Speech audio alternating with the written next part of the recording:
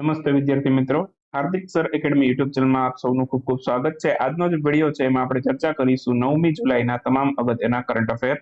તો શરૂ કરીએ આજનો વિડીયો। શરૂ કરતા પહેલા એક પ્રશ્ન તમારા માટે છે। પ્રશ્ન તમારા માટે એવો છે લાસ્ટ વિડીયોમાંથી કે હાલમાં જ ટીએસ સહદેવ એને કયા રાજ્યના નાયબ મુખ્યમંત્રી બનાવવામાં આવ્યા છે।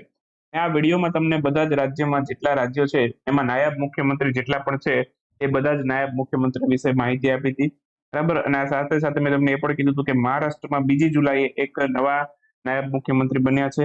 પેલા એક હતા એ તો છે જ, અને સાથે નવા બન્યા છે, બરાબર। તો તમને જેટલું પણ યાદ આવે એ લખવાનો પ્રયાસ કરો કોમેન્ટ બોક્સની અંદર। શરૂ કરીએ આજનો વિડીયો। સૌથી પહેલો ક્વેશ્ચન આજના વિડીયોમાં, વૈશ્વિક પર્યાવરણ સુવિધા પરિષદની બેઠકનું આયોજન છે નીચેનામાંથી કયા દેશમાં કરવામાં આવ્યું। હાલમાં જ વૈશ્વિક પર્યાવરણ સુવિધા પરિષદની જે બેઠક છે, બરાબર, એનું હાલમાં જ આયોજન બ્રાઝિલમાં કરવામાં આવ્યું છે। તો આન્સર આવશે બ્રાઝિલ। આની અંદર છે એક ફંડની જોગવાઈ કરવામાં આવેલી છે પર્યાવરણને બચાવવા માટે તેમજ ક્લાઇમેટ ચેન્જને રોકવું, આવા ઘણા બધા પર્યાવરણને લગતા જે પરિબળો છે એના માટે $1.4 બિલિયન ખર્ચ કરવા અંગેની જોગવાઈ આની અંદર કરવામાં આવી આ પરિષદમાં। બાકી ગ્લોબલ ઇકોનોમિક ફોરમ, ઓકે, એની 7મી એસેમ્બલી એ કેનેડામાં થઈ હતી। વર્લ્ડ માઇન કોંગ્રેસ છે એ હાલમાં ઓસ્ટ્રેલિયામાં થઈ હતી, અને ભારતીય સહકારિતા કોંગ્રેસ એ નવી દિલ્હીમાં થઈ હતી, ઓકે। અને 108મી ઇન્ડિયન સાયન્સ કોંગ્રેસ, બરાબર, 108મી ની 109મી ઇન્ડિયન સાયન્સ કોંગ્રેસ, ઓકે। તો એનું આયોજન છે એ ક્યાં થવાનું છે? ઉત્તર પ્રદેશના લખનૌમાં, બરાબર। બાકી આ ભારતીય સહકારિતા કોંગ્રેસની અધ્યક્ષતા અમિત શાહે કરી હતી, ઉદઘાટન નરેન્દ્રભાઈ મોદીએ કર્યું હતું। Coalition for disaster resilience infrastructure CDRI એમણે કયા દેશ સાથે સમજૂતી કરાર ઉપર હાલમાં હસ્તાક્ષર કર્યા છે? તો હાલમાં જ CDRI એ ભારત સાથે સમજૂતી કરાર ઉપર એક હસ્તાક્ષર કર્યા છે। ઓપ્શન સી આપણો આન્સર થશે। તો CDRI એમણે ભારત સાથે સમજૂતી કરાર ઉપર એક હસ્તાક્ષર કર્યા છે, ઓકે। CDRI છે એ સંયુક્ત રાષ્ટ્રની એજન્સીઓ, બહુપક્ષીય વિકાસ બેંકો, ખાનગી ક્ષેત્ર અને શૈક્ષણિક સંસ્થાનું એક આંતરરાષ્ટ્રીય ગઠબંધન છે, બરાબર। તો એણે હાલમાં જ ભારત સાથે કરાર કર્યો છે। આનું મુખ્ય મથક નવી દિલ્હીમાં આવેલું છે, અને આની જે સ્થાપના છે, બરાબર, 2019માં થઈ હતી, અને એ વખતે પ્રધાનમંત્રી આપણા છે નરેન્દ્રભાઈ મોદી એ ન્યુયોર્ક ગયેલા હતા। તો એ સમયે આની સ્થાપના કરવામાં આવી હતી, ત્યારે પ્રધાનમંત્રી 2019માં ન્યુયોર્ક ગયેલા હતા। રાષ્ટ્રીય સમુદ્રી વિરાસત પરિષદનું નિર્માણ ભારતના કયા રાજ્યમાં કરવામાં આવશે? નેશનલ મેરીટાઈમ હેરિટેજ પરિસર, તો એ ગુજરાતમાં થશે। તો આન્સર આવશે ગુજરાત। તો રાષ્ટ્રીય સમુદ્રી વિરાસત પરિસર ગુજરાતના લોથલ ખાતે આ સ્થાપવામાં આવશે। સાગરમાલા પરિયોજના અંતર્ગત આનું સ્થાપના કરવામાં આવશે। અને બાકી વાત કરું તો પોર્ટ શિપિંગ અને વોટર મંત્રાલય અંતર્ગત આ 4 યોજના છે જેનું નામ છે સાગરમાલા। પોર્ટ શિપિંગ વોટર મંત્રાલયના મંત્રી કોણ છે? સર્વાનંદ સોનોવાલ આ મંત્રાલયના મંત્રી છે, અને આ પરિસર છે ભારતના ભવ્ય ભૂતકાળનું વર્ણન કરશે। અહીંયા લોથલમાં જ સૌથી મોટું લાઇટ હાઉસ મ્યુઝિયમ પણ સ્થપાશે। લોથલમાં જ વિશ્વનું સૌથી મોટું ઓપન એક્વેટિક ગેલેરીનું નિર્માણ થશે, અને ભારતનું સૌથી મોટું નેવલ મ્યુઝિયમ છે એ પણ અહીંયા ગુજરાતના લોથલમાં બનશે। તો એટલી બધી જ વસ્તુઓ છે એ ક્યાં બનવાની છે? આ ગુજરાતના લોથલમાં બનવાની છે। હાલમાં જ વૈશ્વિક વ્યાપાર સંગઠન, જેને આપણે WTO ના નામથી ઓળખીએ છીએ, આ WTO એના ભારતના રાજદૂત અને સ્થાયી પ્રતિનિધિ તરીકે કોની નિયુક્તિ કરવામાં આવી છે?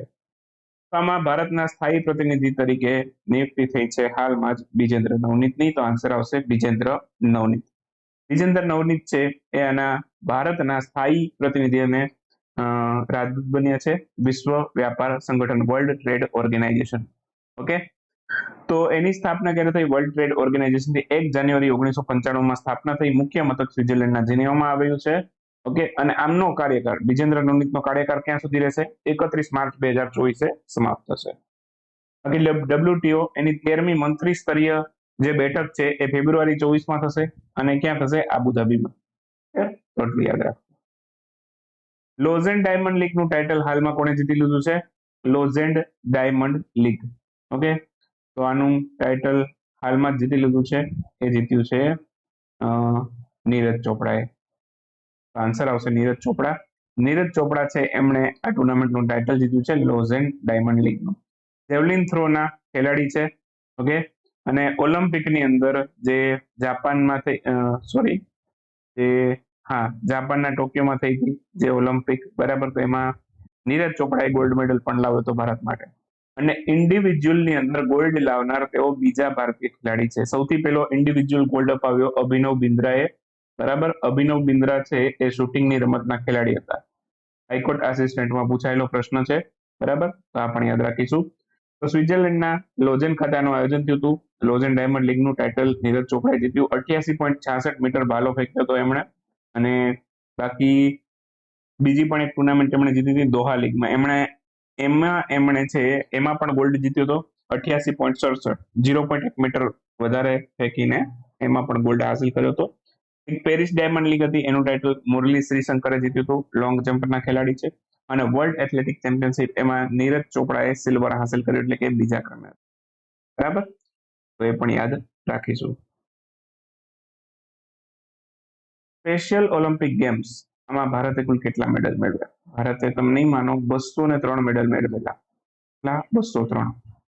તો આ સ્પેશિયલ ઓલિમ્પિક ગેમ્સ છે, ભારતે કુલ 203 મેડલ મેળવેલા. 76 ગોલ્ડ હતા, 75 સિલ્વર હતા અને 51 બ્રોન્ઝ મેડલ હતા ભારત પાસે, બરાબર.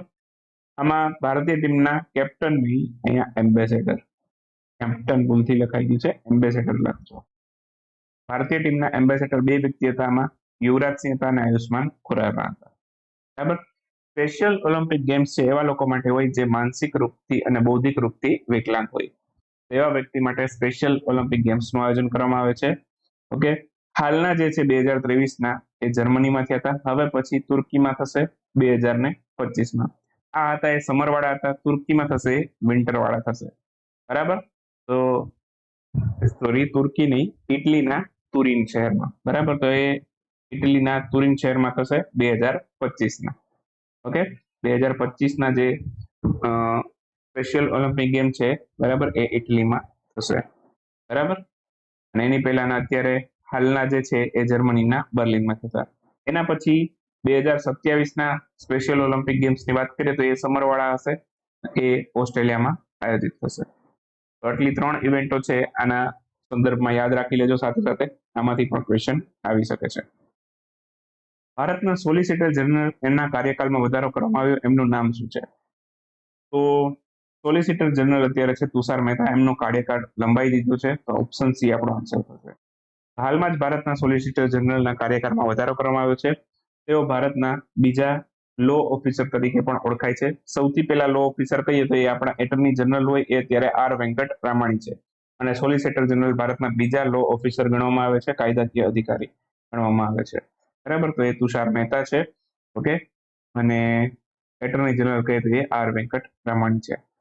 સોલિસિટર જનરલની મદદ માટે 6 એડિશનલ સોલિસિટર જનરલની પણ નિયુક્તિ કરવામાં આવે છે, તો એને પણ યાદ રાખીશું. સોલિસિટર જનરલની મદદ માટે કુલ કેટલા એડિશનલ સોલિસિટર જનરલ હોય? તો કે 6, બરાબર. જીપીએસસીમાં બંધારણના સંદર્ભમાં વાક્ય આવે અહીંથી.